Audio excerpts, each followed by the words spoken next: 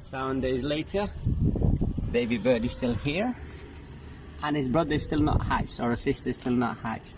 He's getting bigger and stronger. His feathers are coming on. He's getting fed with water and some fruits like mango, date, kiwi. He's getting all sorts of fruit, and even strawberries I give him. But I've not seen the mother for a while. Nice and cute. Everything's here.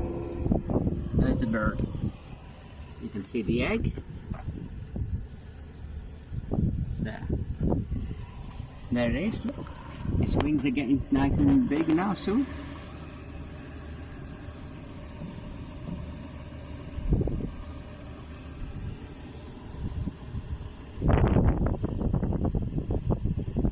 It's very quiet. Not complaining. Got everything here.